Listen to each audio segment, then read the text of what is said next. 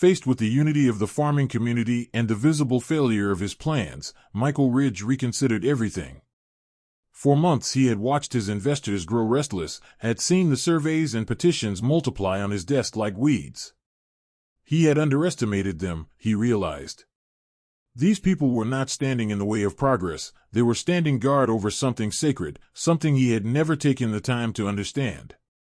He spent long evenings alone in his rented trailer overlooking the fields he had once planned to level, staring into the distance where the land folded into itself like a great sleeping giant.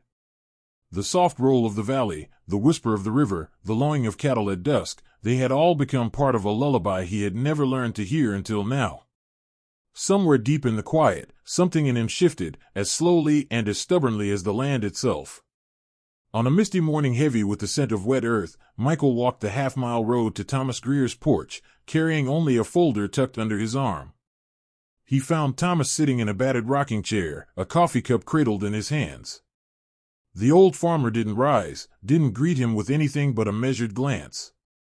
Michael had to work for every inch of ground he stood on now. With no rehearsed speech, no false promises, Michael simply sat down on the porch steps and laid out his vision. It wasn't polished. It wasn't final. But it was sincere.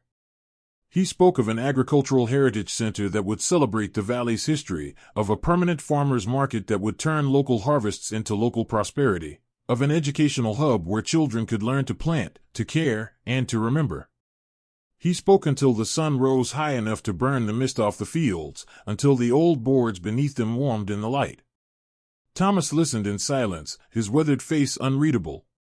He remembered the early meetings, the scoffs, the veiled threats. He remembered the letters stamped with cold corporate seals and the neighbors who had cried at town hall meetings. Trust, once broken, was not easily rebuilt. Yet there was something in Michael's voice now, a rawness, an unfamiliar humility, that made Thomas lean forward, hands steepled together between his knees. He thought of his own father, who had cleared the rocky fields by hand. He thought of his grandson, born just last spring, and what would be left for him if men like Ridge were allowed to strip the valley bare. Carefully but not without hope, Thomas agreed. It was not a handshake that sealed it, not yet. It was an understanding passed like a slow, invisible seed from one man's battered heart to another's. In the months that followed, the valley stirred with a new kind of energy. Meetings were called, maps spread across old wooden tables, voices raised and lowered in the eternal negotiation of dreams. Arguments sparked and were extinguished. Skeptics muttered from the corners. Not everyone trusted the change in Ridge. Some said men like him didn't change, they only adapted. But Thomas stood firm, and with his weight behind the effort, others leaned in. Old barns that had sagged under the weight of neglect were straightened and braced. Students from the agricultural college came on weekends, hauling paint and lumber in battered pickup trucks. Retired farmers, who once thought themselves forgotten, taught them how to mend fences without machinery, how to judge the sky for rain without a forecast. The river that had once been slated for diversion to make room for drainage pipes was left to its ancient course, its banks reinforced with willows and wild grasses instead of concrete. Wetlands returned where bulldozers had once idled. Deer, foxes, and birds reappeared, tentative at first, then with growing boldness. Children learned to sow rows of corn and sunflowers alongside their grandparents, hands dark with soil, faces lit with laughter. Festivals sprung up, harvest days, seed swaps, spring plantings, humble at first, but gaining momentum like a stone rolling downhill. Even Ridge, once the most reviled man in the county, found himself drawn into the slow dance of community life. He bought a battered hat at the farmer's market, tried his hand at beekeeping, donated land for the educational gardens. He listened more than he spoke, a small miracle in itself. The scars of betrayal still remained, like the faint outlines of old tractor ruts in an overgrown field, but green shoots of trust pushed through. And through it all, Thomas Greer kept to his quiet routines, mornings with the cattle, afternoons mending machinery, evenings on the porch with his coffee. But when he looked out over the valley, he no longer saw it as a battleground. He saw a quilt, stitched together by calloused hands and stubborn hearts, stitched tighter with every shared labor and every shared dream.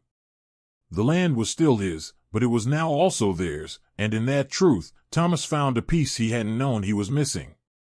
Michael Ridge had come to the valley to conquer it. Instead, the valley had conquered him. And somehow, that was exactly as it should be. 2 years later, on a crisp spring morning thick with the smell of damp grass and apple blossoms, Rose Creek Fellowship opened its gates to the world. It was not the grand, glittering debut that Michael Ridge's investors might once have imagined. There were no red ribbons, no flashbulbs, no celebrity endorsements. Just hand-painted signs, fresh pies cooling on checkered tables, and the low hum of laughter and hope braided into the air like a living thing.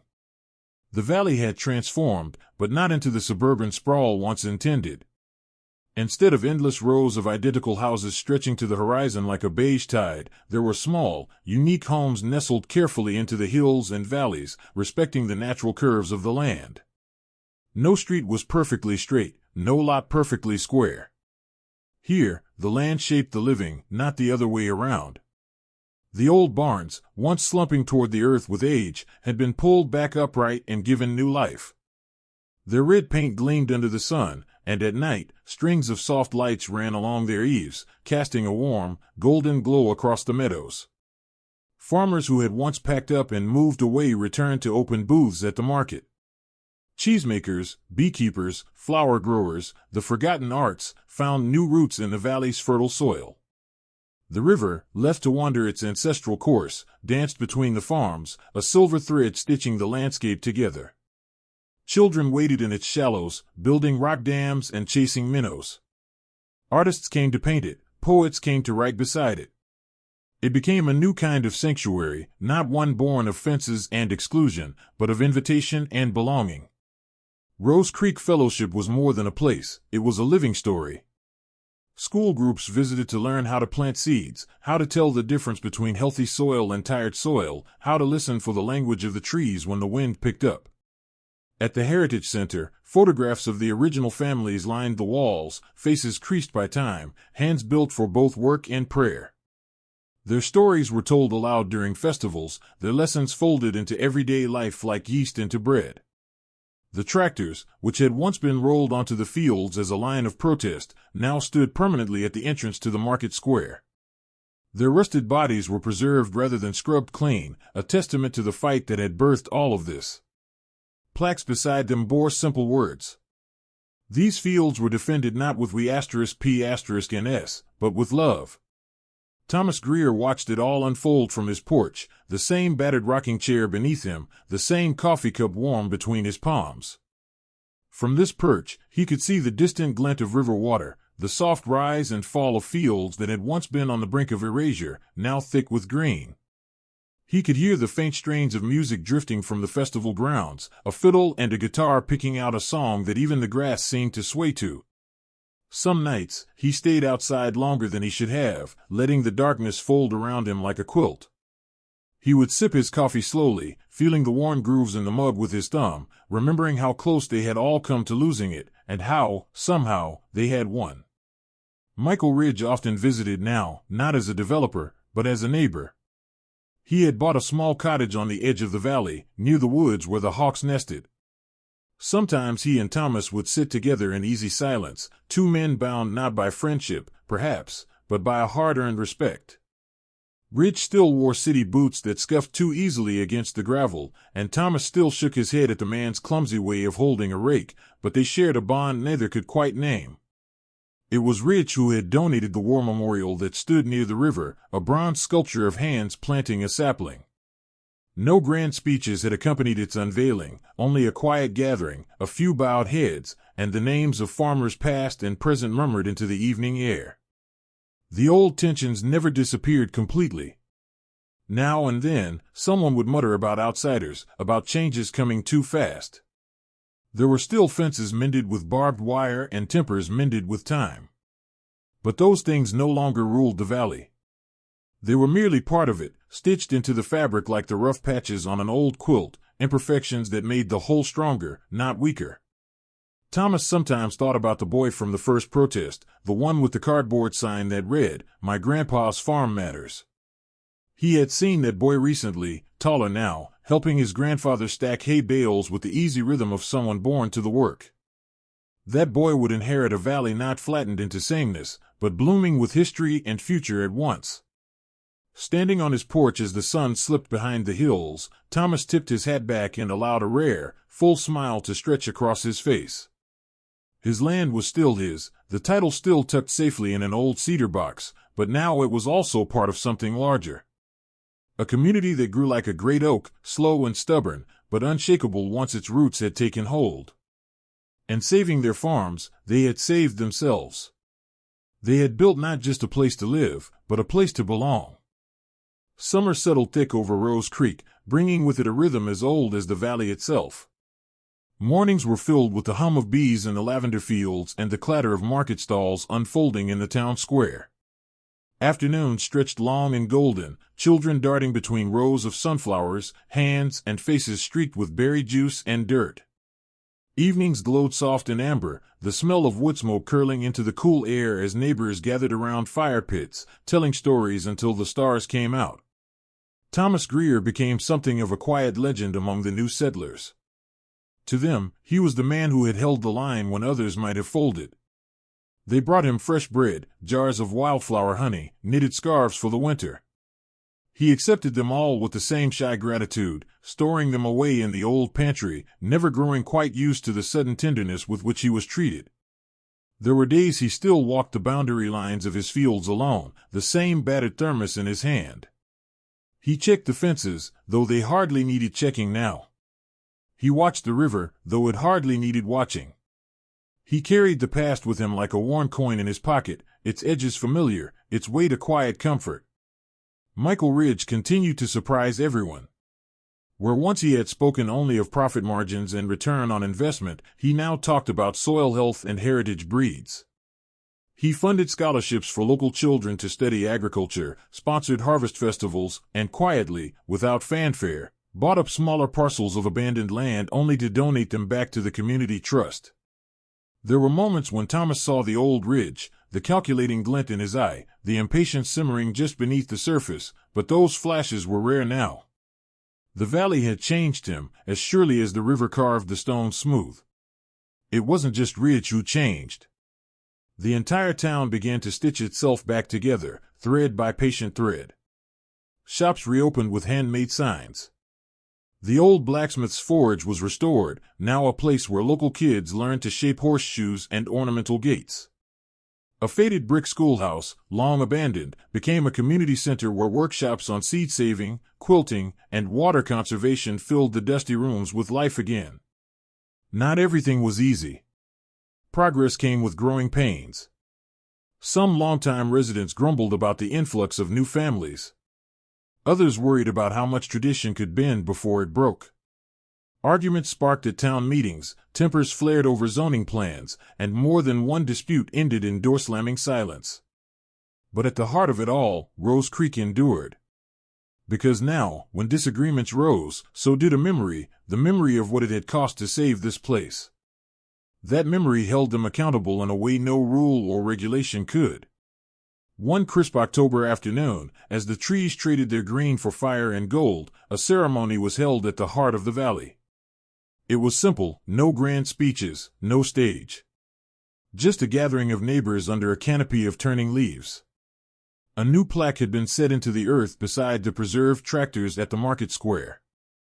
Carved into it were words written not by Ridge, not even by Thomas, but by a 12-year-old girl named Ellie Turner, who had grown up hauling pumpkins and hauling dreams alongside her grandfather's battered pickup truck.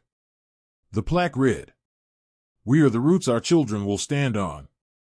We are the river they will follow home." Thomas stood back from the crowd, hands tucked deep into his jacket pockets, watching as Ellie read the words aloud with a quiver in her voice. Michael Ridge stood a few feet away, his head bowed slightly. Around them, farmers, schoolteachers, bakers, and blacksmiths clapped, some wiping tears from their cheeks with rough palms. It wasn't triumph Thomas felt then, it was something deeper. A kind of belonging that was bigger than one man, bigger even than one valley. Later that night, the stars stretched out in fierce, unbroken clarity above Rose Creek. Thomas sat on his porch, the thermos of coffee cooling by his side, the sound of distant fiddles still echoing from the square. He thought about how close they had come to losing it all, not just the land, but the thread of memory that stitched generations together. He thought about how many places had already been paved over, forgotten, their stories swallowed by asphalt and glass. But not here. Here, the stories would endure, in seed, in soil, in song. He closed his eyes and listened. Not to the river or the fields, but to the sound of his own breath folding into the larger breath of the valley. A living thing. A lasting thing. Kindness without question, he thought, was enough. Enough to save a home. Enough to save a heart. Enough to save the world, one valley at a time. Winter came early to Rose Creek that year. Frost touched the fields before Thanksgiving, dressing every blade of grass in crystal lace. The river slowed, breathing mist into the air each morning. Smoke curled from chimney tops, and the sounds of life grew softer, wrapped in layers of wool and wood smoke. Yet even in the stillness, the valley's new heart kept beating. Families gathered at the farmer's market, now transformed into a winter bazaar. Stalls overflowed with knitted scarves, hand-carved ornaments, preserves sealed in shining glass jars. Children lined up for mugs of cider, their cheeks red from the cold, their laughter rising in puffs of breath. Neighbors, once wary strangers, now exchanged gifts wrapped in brown paper and twine. In the center of it all stood Thomas Greer, carrying an old lantern from his father's time, leading the way for the annual tree-lighting ceremony, a tradition newly born, yet already feeling as if it had always belonged. The great pine in the square, untouched for decades, had been trimmed with handmade decorations, popcorn strings, burlap ribbons, wooden stars whittled by calloused hands. The whole town gathered beneath it, bundled against the chill, watching as Thomas handed the lantern to Ellie Turner. The little girl, who had penned the valley's new motto, cradled the lantern with the kind of reverence usually reserved for holy things. She climbed carefully onto a stool placed beside the towering tree. A hush fell over the crowd. Thomas watched as the flame from the lantern kissed the lowest string of lights. For a heartbeat, nothing happened. Then, with a crackle and a bloom of golden light, the tree blazed to life, a living beacon against the darkening sky. A cheer rose up, swelling like a river breaking free of its banks. The music began, an old fiddle tune stitched with handclaps and stomping boots, and the square became a place of celebration, of belonging, of memory. Michael Ridge stood at the edge of the gathering, his hands shoved into his pockets, a hesitant smile pulling at the corners of his mouth. He wasn't sure if he had earned a place in their traditions, not yet. But he stayed, and that staying was a kind of silent promise. Thomas saw him and tipped his hat slightly, a gesture small enough to go unnoticed by most, but large enough that Ridge straightened his shoulders against the cold, the corner of his mouth lifting a little higher. Later, after the cider ran out and the fiddlers packed away their battered cases, Thomas made his slow way back to his porch. His joints ached from the cold, and the walk seemed steeper than it had in younger years. But his heart was light, buoyed by the quiet knowledge that the valley would outlast even him now. He settled into the familiar curve of his rocking chair, the old thermos tucked beside him, and looked out over the fields bathed in silver moonlight. There were footprints in the snow, small ones, big ones, crisscrossing like stitches over a white quilt. Proof of life, of presence, of a community not just surviving, but thriving. On the porch rail, someone had left a small package wrapped in brown paper. Thomas opened it carefully, his fingers stiff from the cold. Inside was a medal, dulled with age but polished carefully back to life. It was a service medal from the Agricultural Conservation Corps, dated 1935. Alongside it, a simple handwritten note. For standing your ground. For planting seeds we cannot yet see. Thomas ran a thumb over the medal's worn edge. He thought about the generations of farmers before him who had knelt in these same fields, their prayers whispered into the same stubborn earth. He thought about the children whose future would now bloom from the roots he and so many others had fought to protect. The world would always change. The seasons would turn. Hard times would come again. But kindness without condition, the kind planted not for reward but because it was right, would always find a way to break through the frozen ground. It would rise like the first green shoots of spring. It would stand like the trees by the river, weathering every storm. It would endure. Thomas placed the medal carefully on the windowsill beside an old photograph of his father, his son, and himself, all three captured in the act of planting a tree long since grown tall. He sat back in his chair, pulled his coat tighter around him, and closed his eyes. The cold air nipped at his cheeks. Somewhere out in the fields, a fox barked once, sharp and quick. The rocking chair creaked softly, keeping time with the rhythm of his heartbeat, with the pulse of a valley that had found its way back to life. In the vast silence, under a canopy of countless stars, Thomas Greer smiled. Kindness without question, he thought again, is enough. Enough to keep a valley alive. Enough to teach the world how to begin again. Spring returned to Rose Creek the way an old friend returns home, unhurried, full of quiet gifts. Crocuses speared through the thawing earth. The river sang louder, carrying the scent of new life downstream. In the fields, calves and lambs stumbled on unsteady legs, blinking against the bright and generous world. The valley breathed again, deeply and without fear. Thomas Greer's fields remained a patchwork of stories, barley and corn rising from rows once threatened by bulldozers, new apple orchards budding where survey stakes had once pierced the ground like 1,000 tiny betrayals. The tractors still stood guard at the market's entrance, now draped with vines and morning glory blooms. In the heart of the village, the educational hub bustled like a beehive. Children pressed dirty hands into seed trays, their laughter scattering sparrows from fence posts. Elder farmers knelt beside them, sharing lessons that could not be found in any textbook: how to listen to the earth with more than just ears, how to see the first hints of drought in the twitch of a blade of grass, how to offer gratitude before harvest. The Rose Creek Fellowship was no longer just a place. It had become an idea, a living proof that resilience was stronger than concrete, that memory could outlast greed, that kindness, unasked for, uncelebrated, could weave a new world from old cloth. News of the valley's transformation spread slowly at first, like a whispered story told around campfires. But soon, it traveled farther. A local journalist wrote a heartfelt feature, a regional news station aired a soft-spoken piece titled "The Valley That Chose Roots Over Roads." Eventually, a national paper picked up the story, and with it came a ripple effect. Letters began arriving at the town hall, handwritten, typed, scrawled on postcards. Farmers in distant places wrote to say they, too, were fighting to keep their land from vanishing. Teachers from inner cities requested materials to start school gardens. Retired military officers sent donations in envelopes marked simply "For the Future." The Fellowship Board, a modest collection of farmers, teachers, and market vendors, found themselves answering calls from towns hundreds of miles away, asking how to start their own versions of Rose Creek. No one in the valley claimed to have the answer. They simply told the truth. It began with standing still when the world demanded you move. It began with kindness that did not wait for recognition. It began with one stubborn act of faith after another. Thomas Greer watched it all with a mixture of wonder and humility. He stayed away from the interviews and the articles, content to mend fences and plant his spring beans.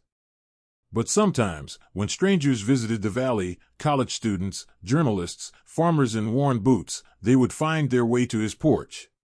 He would offer them coffee, the same battered thermos still reliable after all these years. He would listen more than he spoke. If pressed, he would say only this: "Save the soil, and the soul will follow." Those few words, scribbled on napkins and tucked into notebooks, found their way into speeches and essays, into classrooms and council chambers across the country. It was not a revolution. There were no banners, no parades. It was something quieter, harder, and ultimately stronger, a slow, patient reclaiming of what had always mattered. Years passed, and Rose Creek aged like good timber, knotted, strong, weathered beautifully. The children who once planted seeds by their grandparents' sides grew into young adults who returned after college, bringing new ideas and old loyalties. Markets expanded. New families arrived. Traditions were born that no one had to invent, they simply grew, watered by memory and hope. Michael Ridge, grayer now, became a fixture at the market square. He opened a seed exchange and sponsored scholarships for conservation studies. His mistakes were not forgotten, but they became part of the valley's story, not as shame, but as testimony to the power of change. On the 15th anniversary of the Rose Creek Fellowship's founding, a new monument was unveiled by the river, a simple stone, smooth and strong, with no names etched into it. Only these words: "Kindness without question is enough." The crowd gathered in silence as the cloth was pulled away. Thomas Greer, now walking with the aid of a cane carved from his own apple trees, stood at the front. He removed his hat, a weathered thing almost as old as he was, and pressed it to his chest. Behind him, the valley shimmered, orchards in bloom, fields thick with promise, a river laughing its ancient song. In the faces of the children, the farmers, the teachers, the bakers, and every hand calloused, sunburned, stubborn face, Thomas saw it. The proof that kindness had built something indestructible. That dignity could not be paved over. That memory could become the richest soil of all. And as the wind stirred the wild grasses at his feet, as the river caught the light like 1,000 tiny mirrors, Thomas Greer knew this simple, unshakable truth. Kindness, given freely and guarded fiercely, was more powerful than any army, more lasting than any monument, and more necessary than ever. It would hold the valley for another 100 years. And longer still. It would outlive them all. It would outlive even the river.